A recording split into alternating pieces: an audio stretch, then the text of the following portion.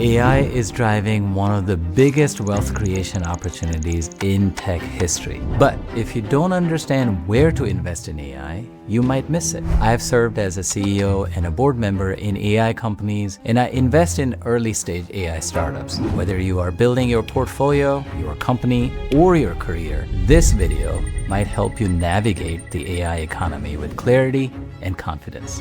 Let's dive in. First up, is AI incredibly overhyped right now? Is this another .com bubble? Now, this is not a stock pick video, and I'm not offering any financial advice, but I can share my experience with the previous tech bubble because I lived through the .com hype cycle. I lost my job and half my savings in that $5 trillion crash. Today's AI may feel similar, but I think there are three key differences. First, startups are more disciplined this time around. I get to spend time with both ends of the private market as a seed investor in early stage AI startups, and then as an advisor to more mature tech companies backed by private equity. The tech companies today are far more focused on product market fit, go-to-market motion, customer traction, burn rate, profitable growth, all good signs. Second, AI isn't primarily a consumer play. So most .com companies back then were about consumer eyeballs. In contrast, most of the AI firms today are focused on solving real-world problems in healthcare, in material science, in education, in factories, and that's where results are going to matter more than eyeballs. And third, the foundation is already built. During the .com era, the internet was still growing.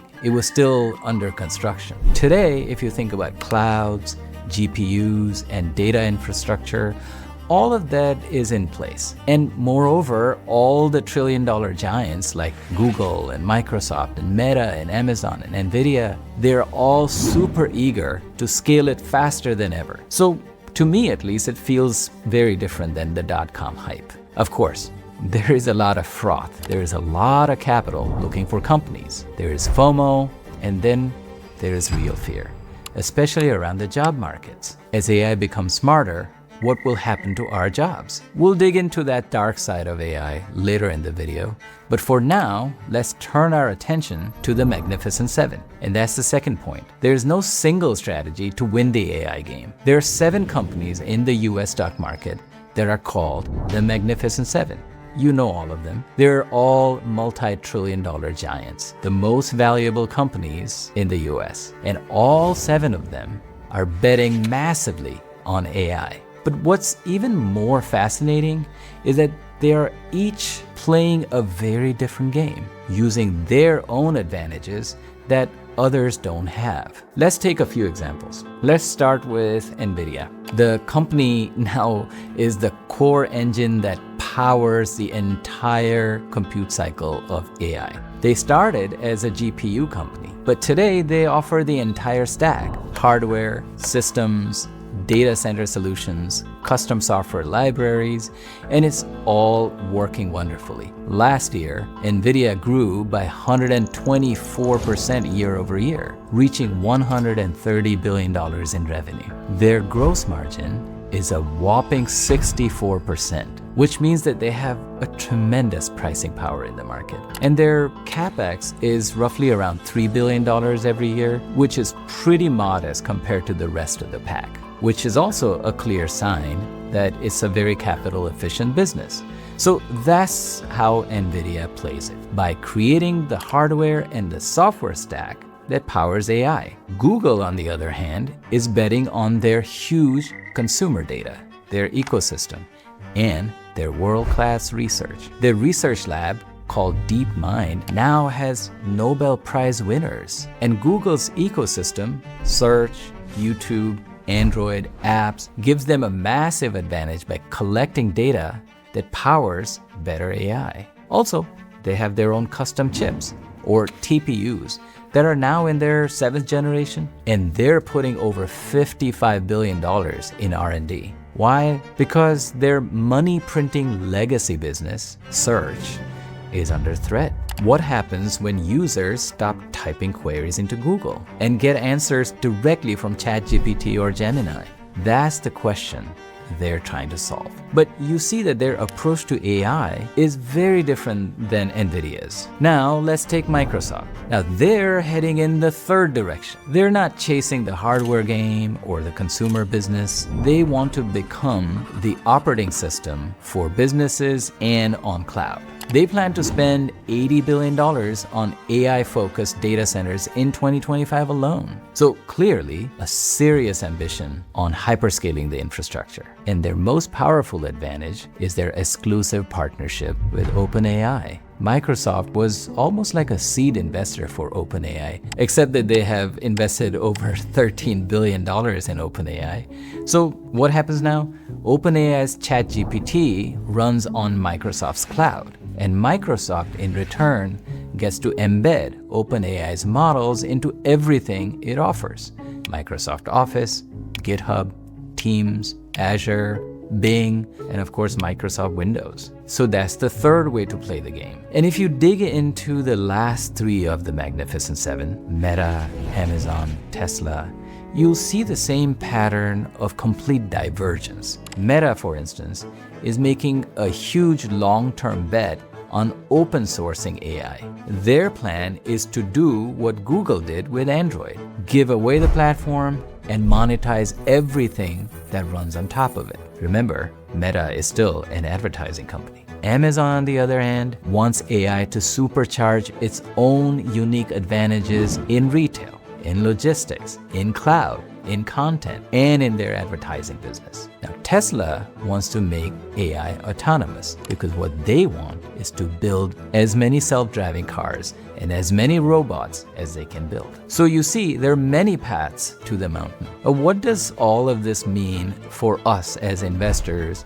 as builders, or career seekers? You notice that each of these companies is playing to its own unique strength when it comes to AI. And it's a gentle reminder that we as individuals don't need to play someone else's game. To truly find opportunities beyond these seven giants, we need to zoom in and take a look at the fundamental architecture of the AI economy itself. That brings us to our next point. Number 3, if you want to invest time and money in AI, you have to think in terms of layers. ChatGPT became the fastest growing consumer app in history. 100 million users in just 2 months.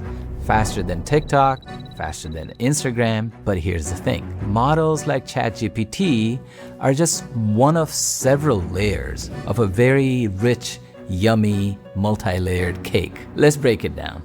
Layer 1, hardware and fabrication. This is the foundation. This is the base layer. NVIDIA and AMD designed the chips. TSMC and Samsung Foundry manufacture them, and they all use ASML, the only company on earth that builds the advanced machines needed to make those chips. So think about NVIDIA as the shovel maker. TSMC is the blacksmith, and ASML provides the forge. That's one way to think about it. Now, as an investor, this layer offers 3 highs. 1, extremely high barriers to entry. 2, very high margins.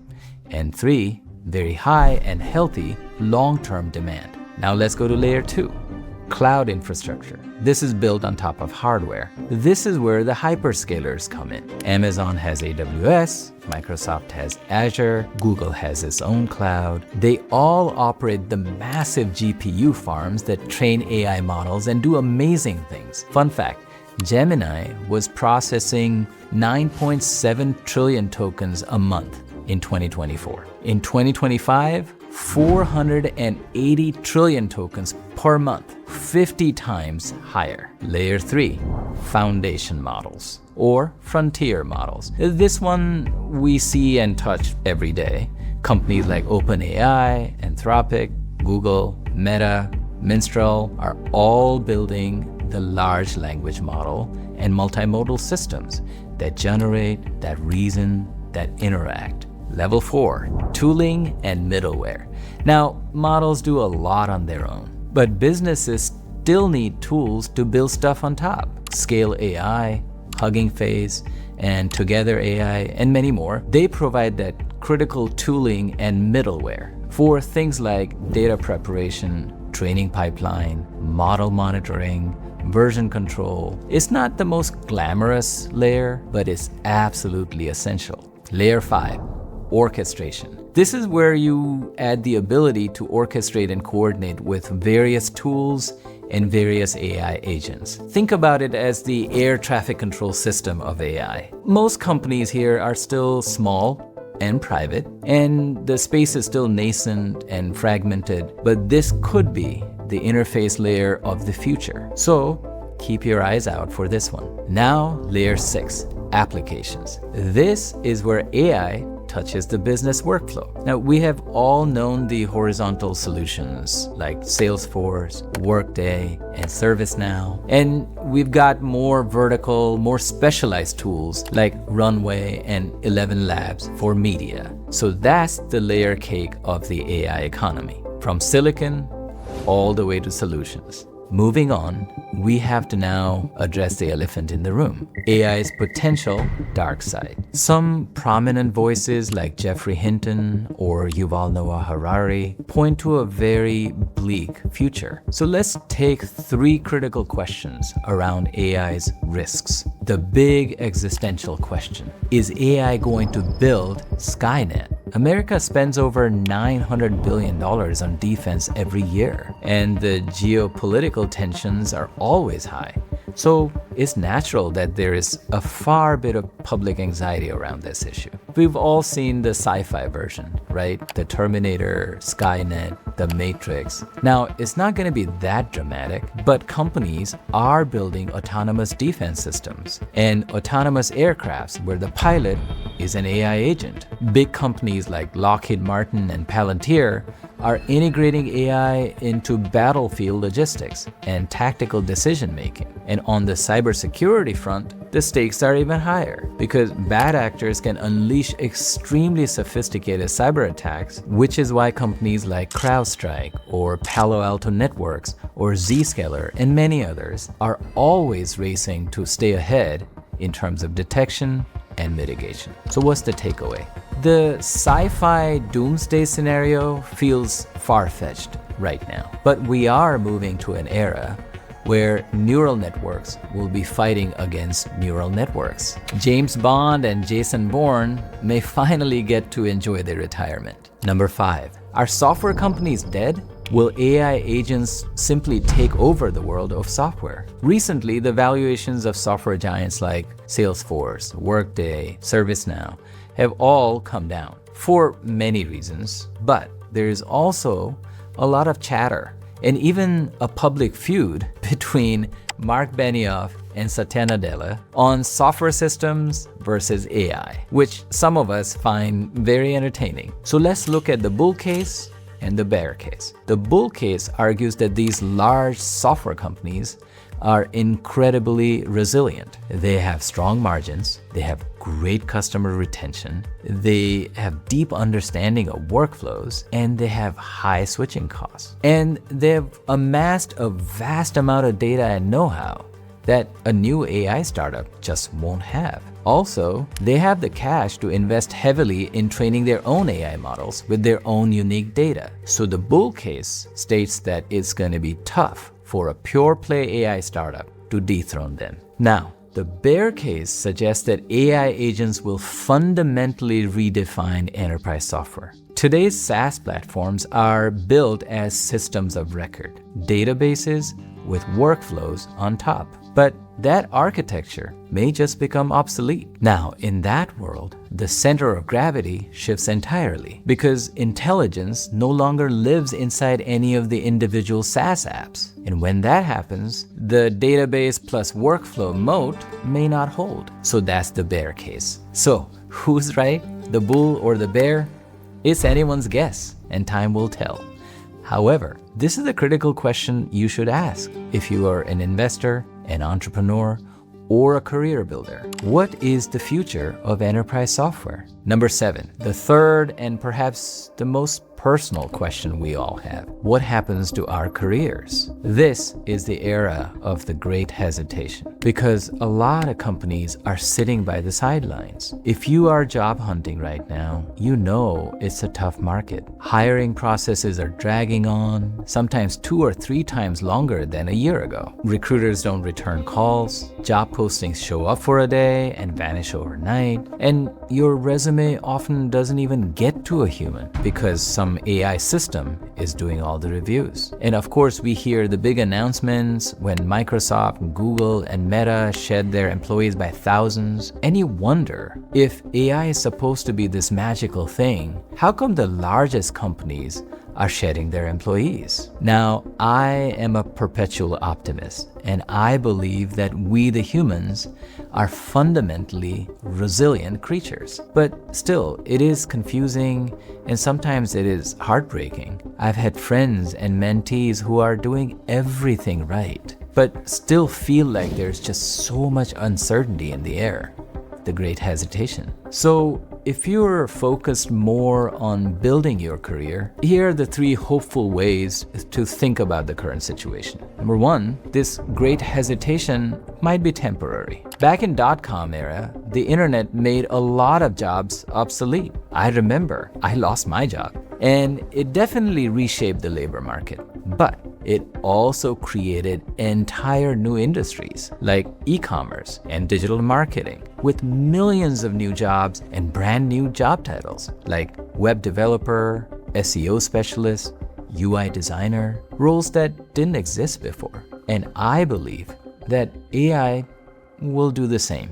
Over time, it'll create new industries and new roles that we can't imagine yet. Number 2, the demand for AI and data science jobs is extremely strong, which is good because that accelerates AI. Machine learning engineers, data scientists, ML ops, cloud roles, all of them are in demand.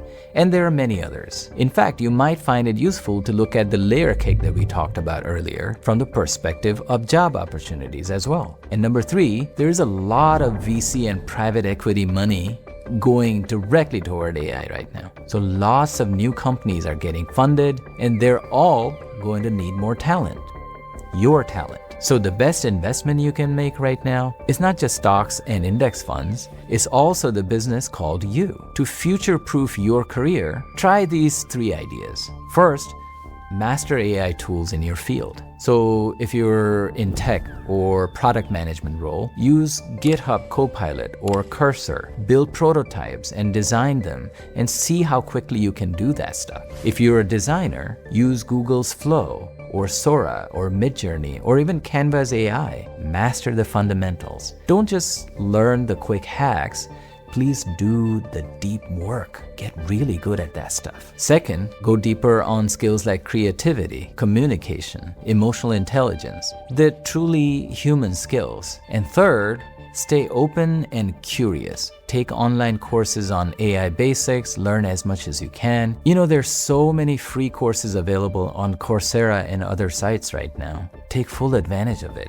Build insights on how AI is changing your industry, because then you're ready for whatever comes your way. So there you have it. How to invest in the AI economy in all its gore and all its glory. AI's future seems very promising, but it's not without risks. Nobody knows exactly how this will play out. The key is to keep learning and keep adapting. I know I am learning new things every day. If you like this video, please subscribe. Also, check out my video on the top business ideas that AI cannot replace. Thank you, and I love you.